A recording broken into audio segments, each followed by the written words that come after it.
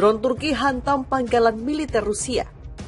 Nükleer santrali etrafında devam eden çatışmalardan duyduğumuz endişeyi dile getirdi. Yeni bir Çernobil yaşamak istemiyoruz. Зараз відбувається нова російська атака дронами і є збиття. Світ може і повинен зупинити цей терор. Коли ми кажемо про потребу України у засобах протиповітряної, протиракетної оборони, ми кажемо про реальне життя, які забирають терористи. Нам вдається збивати частину ракет і дронів. Лише за 12 годин з 9 вечора неділі вдалося знищити 37 іранських шахедів і кілька...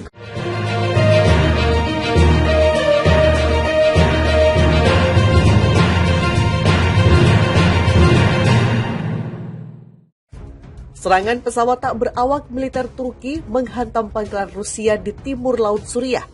Ini terjadi Rabu 23 November 2022 pagi waktu setempat.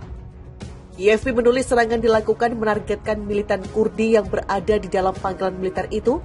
Akibatnya 1 orang tewas dan 3 lainnya luka. Semua korban adalah pejuang pasukan Demokratik Suriah atau SDF pimpinan Kurdi, kata perwira SDF. Serangan ini terjadi setelah Rusia berharap Turki dapat menahan diri dari penggunaan kekuatan di Suriah. Ankara terus-menerus menyerbu militan Kurdi yang ada di negara itu sepekan terakhir. Utusan khusus Presiden Rusia Vladimir Putin di Suriah, Alexander Lavrentiev, bahkan buka suara langsung menurutnya ini diperlukan untuk mengurangi ketegangan yang ada di negara itu. Kami berharap dapat meyakinkan rekan-rekan Turki kami untuk menahan diri dari penggunaan kekuatan yang berlebihan di wilayah Suriah untuk menghindari meningkatnya ketegangan, paparnya. Bagi Turki, kelompok Kurdi adalah pengkhianat yang dapat mengganggu stabilitas negerinya. Minggu pemerintah Presiden Recep Tayyip Erdogan telah meluncurkan serangkaian serangan udara tak hanya menargetkan pangkalan militer Kurdi di Suriah Utara, tapi juga Irak. Observatorium Suriah untuk Hak Asasi Manusia mengatakan setidaknya 37 orang tewas dalam serangan itu. Serangan militer dilakukan Turki pasca pemboman yang terjadi di Istanbul 13 November yang menewaskan 6 orang, di mana Istanbul menyalahkan Partai Pekerja Kurdistan atau PKK. PKK sendiri masuk daftar hitam sebagai kelompok teror oleh Uni Eropa dan Amerika Serikat. PKK yang melancarkan pemberontakan melawan negara Turki sejak 1984 dan diyakini paling bertanggung jawab dalam serentetan mematikan dalam 5 tahun terakhir. PKK diyakini Turki terafiliasi dengan Unit Perlindungan Rakyat Kurdi atau YPG di Irak Utara dan Suriah. YPG sendiri adalah kekuatan dominan dalam SDF yang dipandang penting dalam perang melawan sekelompok ekstremis ISIS. Operasi kami dengan pesawat, meriam, dan drone hanyalah permulaan. Tekad kami untuk mengamankan semua perbatasan selatan kami. Dengan zona aman hari ini lebih kuat dari sebelumnya, kata Erdogan ke parlemen beberapa waktu lalu. Sementara kami terus maju dengan serangan udara tanpa gangguan, kami akan menindak teroris Kurdi, juga melalui darat pada waktu yang paling nyaman bagi kami, tambahnya. Ukraina pakai drone Turki, Rusia dari Iran, siapa yang unggul? Iran dilaporkan mengirim ratusan pesawat tak berawak ke Rusia. Pengiriman ini diduga menunjukkan bahwa kedua negara sedang membangun hubungan yang lebih dekat. Namun kedekatan keduanya juga akan menambah tekanan pada hubungan yang sudah tegang antara Amerika Serikat dan Iran. Itu terjadi hanya beberapa bulan setelah produsen senjata Turki, Bayraktar, mengirimkan drone bersenjata ke Ukraina. Meskipun tidak diketahui secara pasti drone mana yang disediakan Iran untuk Rusia, CNN Internasional melaporkan bahwa Teheran memamerkan 2 model drone, Shahid 129 dan Shahid 191 ke Rusia pada Juni. Iran telah menggembar-gemborkan Shahid 129 sebagai salah satu drone mereka yang paling kuat. Jadi jika mereka dikirim ke Rusia, itu dapat meningkatkan operasi militer Kremlin.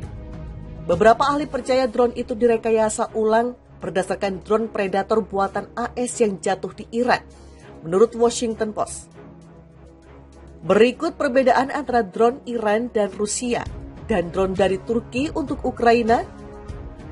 Drone Iran memiliki jangkauan lebih jauh, muatan lebih banyak. Shahed 129 mampu melakukan perjalanan jauh lebih daripada Bayraktar TB2. Bayraktar menawarkan jangkauan komunikasi sekitar 300 km atau kira-kira 186 mil untuk drone-nya. Sementara itu Shahed 129 Iran memiliki jangkauan 2000 km atau sekitar 1242 mil, menurut laporan dari Institut Washington. Shahed 129 juga mampu membawa muatan yang lebih berat sekitar 882 pon. Baykar mengatakan Bayraktar TB2 hanya mampu membawa sekitar 331 pon. Drone lain yang mungkin dipasok oleh Iran ke Rusia adalah Ababil 3 yang memiliki jangkauan sekitar 250 km atau 155 mil. Itu bisa tinggal di udara hanya sekitar 8 jam dan juga bisa memberi Rusia drone lain seperti Mohajer 6 dan Shahed 123, menurut Washington Institute. Drone Turki lebih cepat, daya tahan lebih baik. Sementara itu, drone Iran memiliki jangkauan jauh dan muatan tinggi. Drone yang dipasok dari Turki ke Ukraina memiliki keunggulan tersendiri. Drone Bayraktar mampu melakukan perjalanan lebih cepat dari Shahed 129. Kecepatan maksimum Bayraktar adalah sekitar 138 mph, sedangkan Shahed 129 maksimal sekitar 93 mph, menurut situs militer armedforce.eu.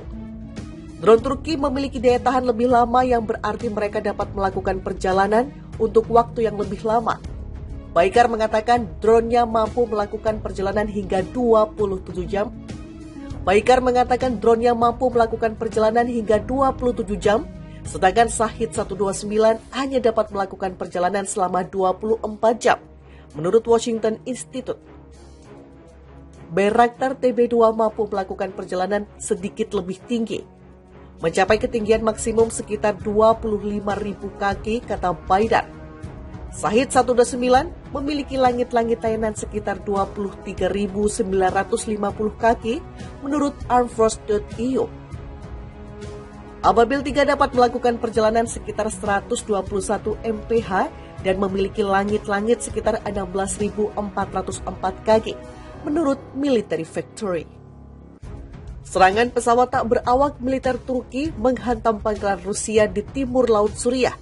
Ini terjadi Rabu 23 November 2022 pagi waktu setempat. IFP menulis serangan dilakukan menargetkan militan Kurdi yang berada di dalam pangkalan militer itu. Akibatnya 1 orang tewas dan 3 lainnya luka. Semua korban adalah pejuang pasukan Demokratik Suriah atau SDF pimpinan Kurdi, kata perwira SDF. Serangan ini terjadi setelah Rusia berharap Turki dapat menahan diri dari penggunaan kekuatan di Suriah. Ankara terus-menerus menyerbu militan Kurdi yang ada di negara itu